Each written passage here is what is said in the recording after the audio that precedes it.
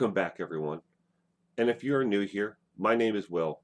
I am the creator and founder of the content here on this channel, 411 Now.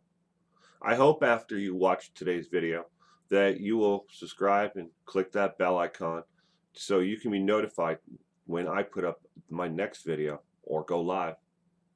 Today, I want to do an update on a case that is close to me and my family and friends. A case that I had originally brought to the community and on the community tab 2 months ago about a silver alert, which is kind of like an amber alert, but an alert for a missing senior citizen. And it's called a silver alert. But this notice, you can find it on my community tab, was about a missing grandmother named Betty Counts. Betty Counts she didn't have Alzheimer's, but she definitely had cognitive issues. And she never should have left home by herself, but she did. Driving from Prineville, Oregon to Montana. She was planning to drive to Montana to see family, and particularly her sister in Montana. Well, Betty never made it. Her credit cards were never used. She never accessed her bank account. Nothing. Something that should have taken, a total of maybe 2 days drive and one overnight stay, that Betty had made the trip plenty of times before. But Betty didn't make it this time. And we put the word out to everywhere on all social media for people to be on the lookout for her car, for Betty, and for her little dog that always traveled everywhere with Betty. Betty didn't go to the store without taking her little dog with her. She didn't go anywhere.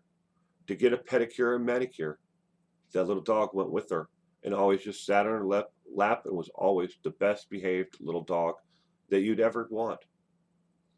But Betty made this trip and this decision to drive to go see her sister in Montana and never made it.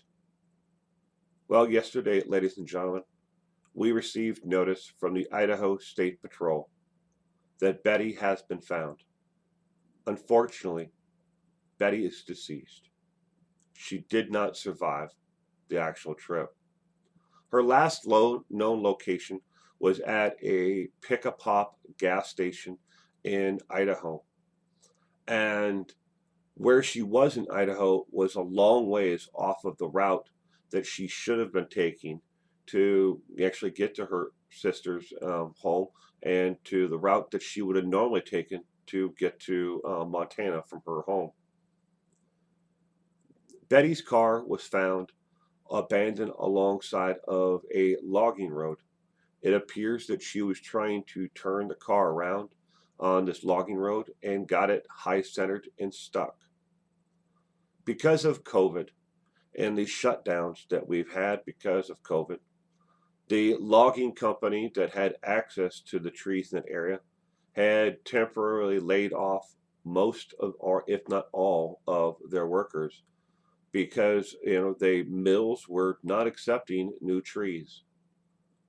So it wasn't until this past couple of days that those loggers finally went back to work, and a truck driver who was going out there to meet up with, eventually that later on the crew was going to come to cut trees, and that logging truck was getting there early. He came upon Betty's car.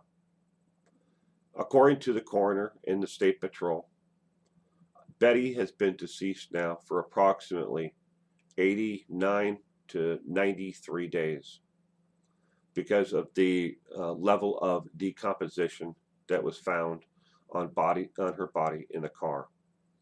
Her little dog was nowhere to be found. Either she let the dog out at some point when she realized that she was near her the point of passing, or the dog squirmed out of the one window that was partially rolled down. But either way, her little dog is nowhere to be found, a little Pomeranian. But now The family finally has closure to where and what happened to Betty. Sad and it's tragic that she had to pass on, by herself and alone. But at least we now have an answer for the family. I'd like to thank everybody who went out of their way and shared this silver alert from my community tab on their social media to try to draw awareness to her, her plight of where she may have gone and how she may have disappeared, and everything else. Thank you very much.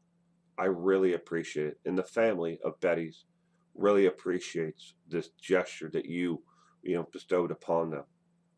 Thank you.